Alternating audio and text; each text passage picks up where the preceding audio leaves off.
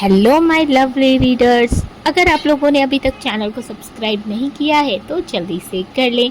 आज के एपिसोड में मैंने एक छोटू सा सॉन्ग डाला है, तो प्लीज़ ये ना बोलना कि मैंने सॉन्ग क्यों डाला, क्योंकि कभी कभी स्टोरी की रिक्वायरमेंट होती है और मैंने गाना खुद ही गाया है। तो प्लीज़ अगर अच्छा ना लगे फिर भी अच्छे कॉमेंट्स करना। तो चलिए कहानी को शुरू करते हैं। गेम बहुत अच्छी चल रही थी। इस बार सॉन्ग सुमेर के ऊपर बंद हुआ था और पिलो उसके हाथ में रह गई थी। कार्तिक जल्दी से बोला, मैं दूंगा टास्क। सुमेर, तुझे सानवी के साथ कपल डांस करना होगा। उसकी बात सुन सानवी हैरानी से बोली, नहीं सर, मैं डांस नहीं कर सकती। मुझे डांस करना नहीं आता। कुसुम, सानवी तुम घबराओ मत, ये कपल डांस है। तुम्हें बस सुमेर के कदम से कदम मिलाकर स्टेप करने हैं। सानवी अभी कुछ बोलती उससे पहले सुमेर उसका हाथ पकड़कर अपनी तरफ खींच लेता है, तो सानवी झटके से उसके सीने से जा टकराती है और कार्तिक का इशारा पाते ही सोफिया एक रोमांटिक सा सॉन्ग प्ले कर देती है। थोड़ी जगह दे दे मुझे, तेरे पास कहीं रह जाऊं मैं। खामोशियाँ तेरी सुनूं और दूर कहीं ना जाऊं मैं। सुमेर एक हाथ सानवी की कमर पर रखता है और दूसरे हाथ से उसका हाथ थामकर डांस करने लगता है। अपनी खुशी दे के मैं तुझे, तेरे दर्द से जुड़ जाऊं मैं। रहूं हो के सदा बस तेरा ही। थोड़ी जगह दे दे मुझे, तेरे पास कहीं रह जाऊं मैं। खामोशियाँ तेरी सुनूं और दूर कहीं ना जाऊं मैं। दोनों बिल्कुल परफेक्ट कपल की तरह लग रहे थे। सब बड़े प्यार से उन्हें देख रहे थे। हूँ बेसहारा तेरे बिना मैं, तू जो नहीं तो मैं भी नहीं।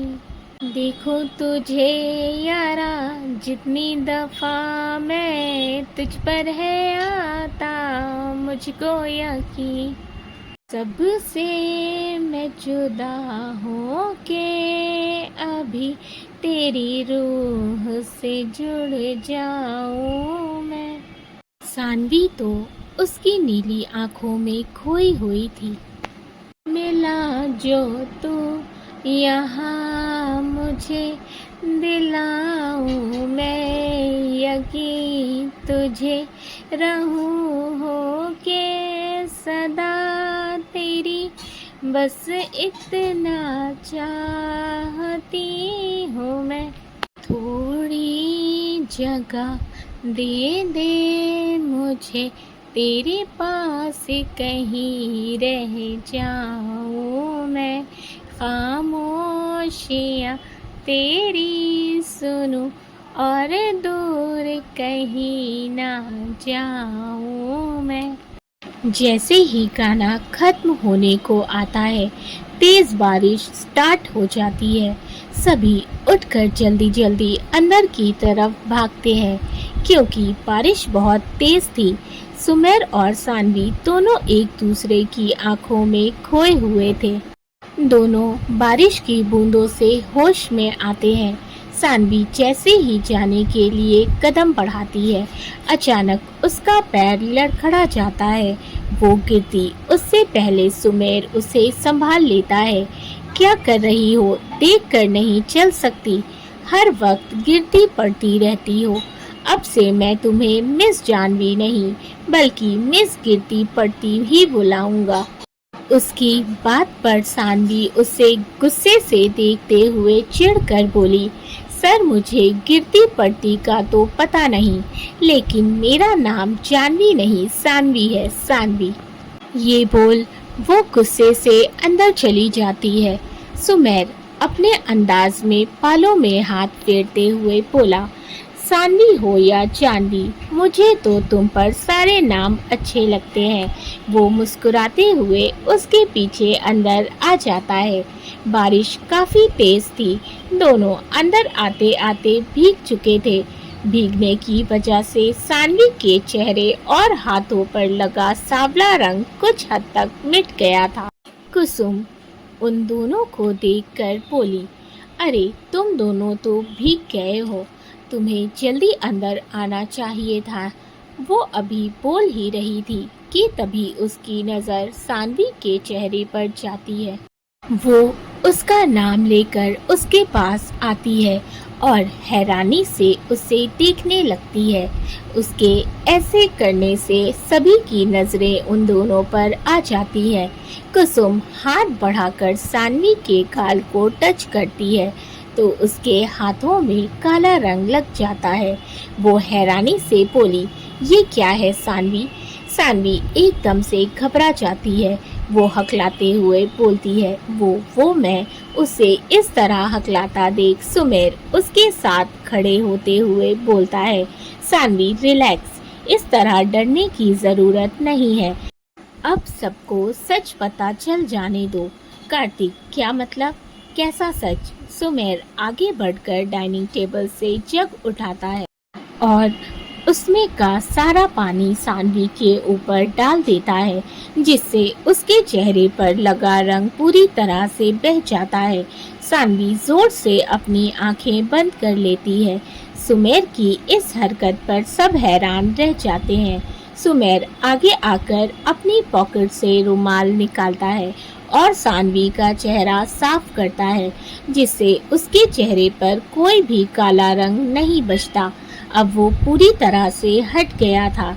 अब उसका गोरा चमकता बेदाग चेहरा सबके सामने था। ये देख सभी की आंखें हैरानी से बड़ी हो जाती हैं। वहीं सानवी सबको इस तरह खुद को देखता पाकर नजरें झुका लेती है। सुमेर सबकी तरफ देखकर बोला, ये है सानवी की असली पहचान। कार्तिक कुछ बोलने को हुआ, तभी शारदा जी बोली, रुकिए, सारी बातें बाद में होंगी, पहले जाइए आप सब चेंज करके आइए। आप लोग भी गए हैं, बीमार पड़ जाएंगे, परसों सगाई है। फिर रम्या की तरफ देखकर बोली, और रूमी आप सानवी और कुसुम को ले जाइए और चेंज करने के लिए कपड़े दे दीजिए।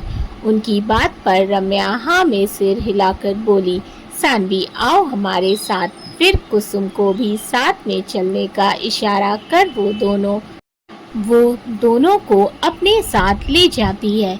बाकी सब भी चेंज करने चले गए, क्योंकि सभी थोड़े थोड़े भीग गए थे।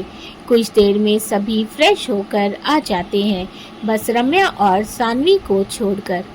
वैसे तो वो वापस आ गई थी, लेकिन वो सानवी को लेने वापस गई हुई थी, क्योंकि सानवी अभी तक रूम से बाहर नहीं आई थी। शायद उसे डर या झिझक थी कि उसके बारे में जानने के बाद सब उसके बारे में क्या सोचेंगे, कहीं उससे नफरत करने ना लगे। वैसे तो सुमेर ने उसकी सच्चाई जानकर उसके बारे में कुछ भी गलत नहीं सोचा था, न ही उससे नफरत की थी, बल्कि उसने तो उसे हिम्मत दी, अपने होने का विश्वास दिलाया था, उसे गुंडों से बचाया। रम्या रूम में आई तो सानवी बेड के एक कोने पर बैठी थी। वो थोड़ी घबराई सी लग रही थी।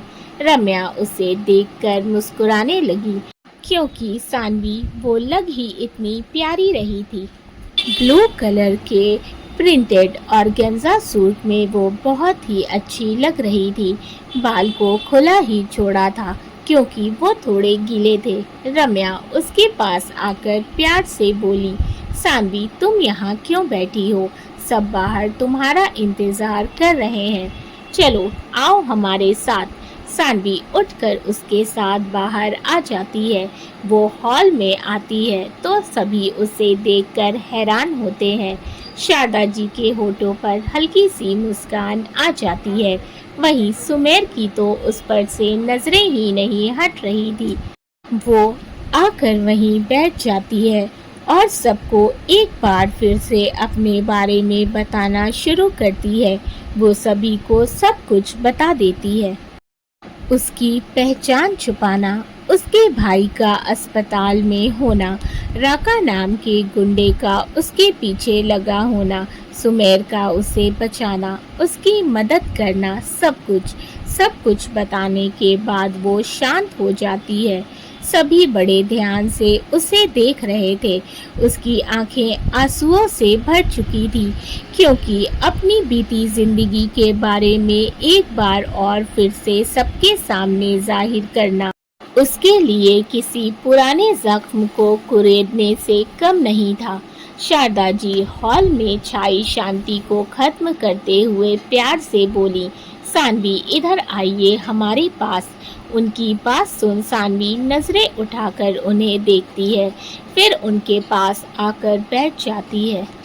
शारदा जी उसके सर पर हाथ फेरते हुए बोली, आपने हमें ये सब पहले क्यों नहीं बताया? सानवी, वो मुझे डर लग रहा था कि कहीं उसके शब्द अटक रहे थे, आवाज़ भी भारी हो गई थी।